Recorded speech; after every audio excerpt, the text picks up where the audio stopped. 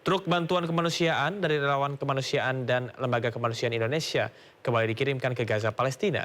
Selain itu, 5.000 paket bantuan bahan pangan juga didistribusikan ke kamp-kamp pengungsian di Yordania.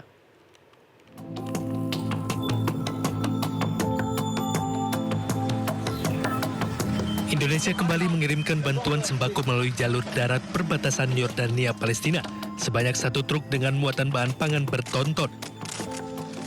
Relawan kemanusiaan dan lembaga kemanusiaan Indonesia juga memberikan bantuan bahan pangan kepada rakyat Gaza. Sebanyak 5.000 paket bahan pangan di kamp-kamp pengungsian di Yordania. Saat ini pintu perbatasan Yordania Palestina dijaga ketat oleh tentara Zionis Israel dan menjadi kendala bantuan kemanusiaan hingga tidak bebas masuk dan menyebabkan kelaparan akut di Gaza, Palestina. Bismillahirrahmanirrahim. Assalamualaikum warahmatullahi wabarakatuh. Alhamdulillah hari ini kami kirim kembali bantuan berupa paket bahan pangan untuk saudara-saudara kita di Gaza, Palestina. Semoga bantuan ini cepat sampai dan bisa diterima oleh saudara-saudara kita di Gaza. Barakallahu fikum. Wassalamualaikum warahmatullahi wabarakatuh. Selain itu, jalur komunikasi via internet diputus sepihak oleh pihak Zionis Israel, sehingga informasi terjadinya genosida di Gaza tidak terinfokan ke publik. Anggota DPRD Gorontalo, Wahyu Moridu, yang berbicara kata-kata tidak pantas saat berkendara bersama dengan seorang wanita di dalam mobil meminta maaf dan siap menerima segala konsekuensi. Pihak Badan Kehormatan DPRD Provinsi Gorontalo menyatakan Wahyu dalam kondisi mabuk. Tujuan kita hari ini, Bos? Kita hari ini menuju Makassar menggunakan uang negara. Kita rampok aja uang negara ini kan. Seorang anggota DPRD Gorontalo melontarkan pernyataan kontroversial. Membawa hugel langsung ke Makassar menggunakan uang negara. Siapa Ji? Wahyudin Moridu. Anggota DPRD Gorontalo Wahyu Moridu berbicara dengan kata-kata yang tak pantas diucapkan saat berkendara bersama seorang wanita di dalam mobil. Dalam video itu, Wahyu berucap dirinya merampok uang negara dengan penggunaan dana perjalanan dinas menuju Makassar. Pihak Badan Kehormatan DPRD Provinsi Gorontalo menyatakan Wahyu dalam kondisi mabuk saat ucapkan pernyataan tak pantas itu. Nah, kami kejar, kami lihat bahwa di mobil itu ada botol minuman. Ada botol minuman. Kami kejar, apakah saudara telah melakukan atau mengkonsumsi minuman keras? Yang bersangkutan menyampaikan bahwa dari tadi malam dia minum minuman keras. Sampai besok paginya itu ke bandara dia masih kondisi tidak sadar. Artinya dalam keadaan mabuk. Terungkap pula dari hasil pemeriksaan Badan Kehormatan DPRD Provinsi Gorontalo bahwa wanita yang bersama Wahyu di dalam mobil adalah selingkuhannya. Sementara dalam sebuah video bersama istrinya, Wahyu sampaikan permintaan maaf atas apa yang dia sampaikan ke publik. Wahyu menyatakan siap menerima segala konsekuensinya. Saya tidak berniat untuk melecehkan ataupun menyinggung perasaan masyarakat Gorontalo yang saya wakili. Semua ini murni kesalahan saya, Bapak dan Ibu sekalian, dan atas kejadian ini dari hati yang paling dalam saya mohonkan maaf kepada Bapak dan Ibu sekalian. Selanjutnya, Bapak dan Ibu sekalian, apapun konsekuensi yang ditimbulkan atas video ini, saya, keluarga, dan teman-teman dekat, saya memohonkan maaf dan saya bersama istri saya siap menanggung konsekuensi yang ditimbulkan atas video ini. Meski telah menyampaikan permohonan maaf, unggahan klarifikasi Wahyu tetap memicu banyak tanggapan dari publik. Dari Gorontalo, Nur Faizi, iNews melaporkan. Seorang pria, menantu anggota DPRD di Kabupaten Jombang, Jawa Timur, ditangkap polisi karena berjualan ganja. Tidak tanggung-tanggung dari kurir yang membawa ganja pesanannya, polisi berhasil mengamankan barang bukti ganja seberat 5,7 kg.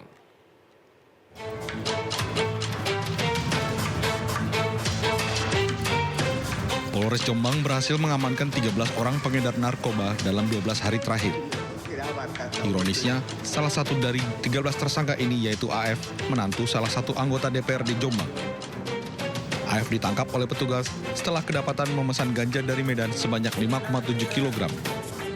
Kepada petugas, AF mengaku jika ganja itu adalah pesanannya yang rencananya akan ia jual di Jombang. Ganja tersebut dikemas dalam ukuran kecil dan akan dijual seharga Rp1,5 juta per paket. Dari hasil peredaran ganja ini berawal dari informasi masyarakat, ada peredaran ganja pengiriman dari Medan, kemudian ada ditujukan ke tersangka Isel, di rumahnya tersangka Isel, kemudian berhasil diamankan oleh rekan-rekan Sat Narkoba Polres Jombang sebanyak 5,7 kilo. Kasat Narkoba Polres Jombang juga menambahkan, penangkapan SF sebagai menantu anggota DPRD Jombang sebaiknya tidak dikaitkan dengan status dan jabatan ibu mertuanya. Dari Jombang, Jawa Timur, Muhtar Bagus, iNews melaporkan. Kita ke informasi selanjutnya, pemirsa. Wali Kota Prabu Mulih, Arlan, disanksi berupa teguran tertulis oleh Kemendagri lantaran mencopot Kepala SMPN 1 Prabu Mulih, Roni Ardiansyah, tanpa prosedur yang jelas. Sanksi ini cukup berat untuk catatan karir seorang kepala daerah.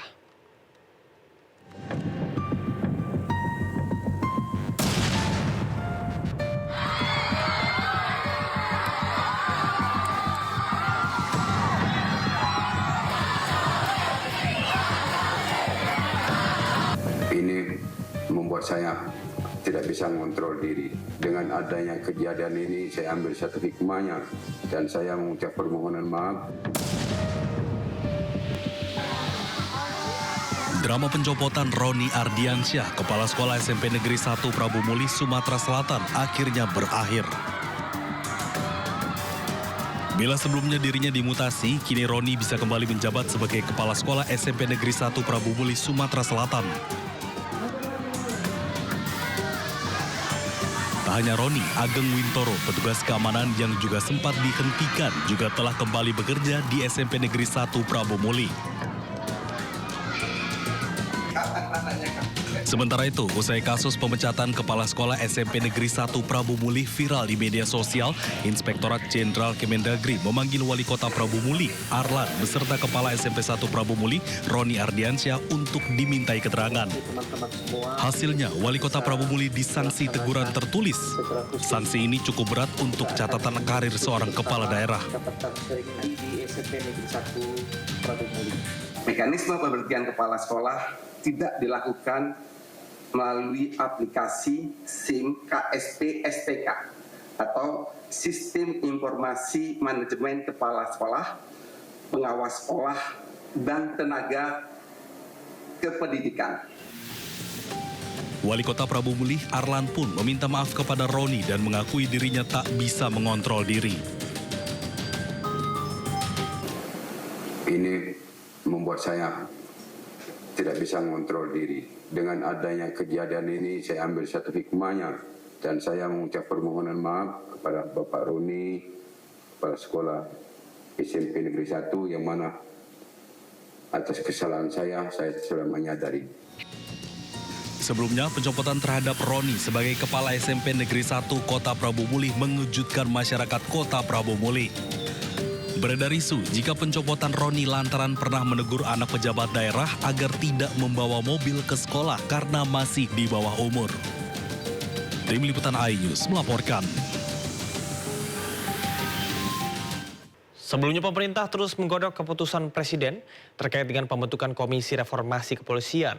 Rencananya tim ini akan dilantik dalam waktu dekat.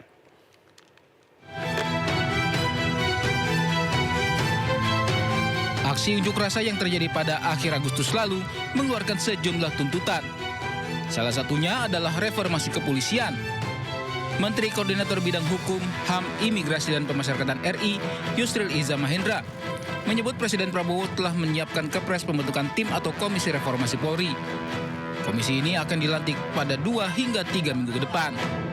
Tadi Pak Presiden juga mengatakan kepada saya bahwa akan membentuk tim reformasi kepolisian, itu mungkin dalam 2 minggu 3 minggu ke depan akan dibentuk timnya.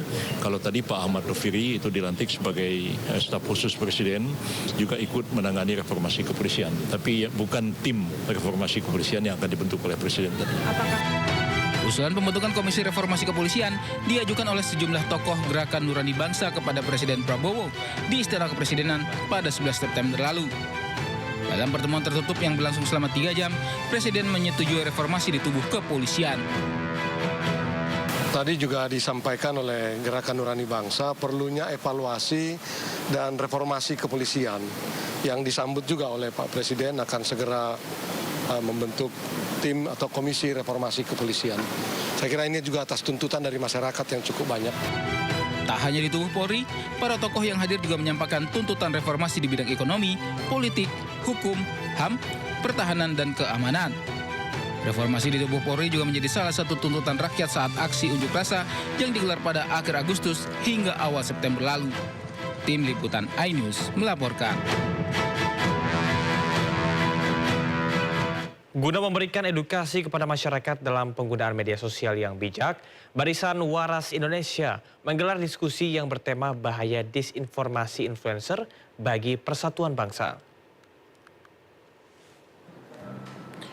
Diskusi ini dilakukan berhubungan dengan maraknya akun media sosial yang menjadi salah satu pemicu kericuhan yang terjadi pada Agustus lalu. Banyak sekali akun media sosial yang mengajak warga untuk melakukan aksi anarkis. Informasi ini disebarkan oleh sekelompok orang yang tidak bertanggung jawab. Hal ini membuktikan masih mudahnya masyarakat Indonesia terprovokasi dengan adanya informasi yang tidak jelas kebenarannya. Setiap orang yang menerima informasi harus kemudian dicek kebenarannya. Jika itu informasi tidak benar, maka masyarakat penting untuk kemudian memberhentikan informasi itu sampai ke dia. Jangan diteruskan. Verifikasinya supaya memang kita mengakui bahwa literasi kita untuk membaca memang sedikit, sangat minim. Tetapi penting untuk setiap informasi yang kita terima bisa harus diverifikasi.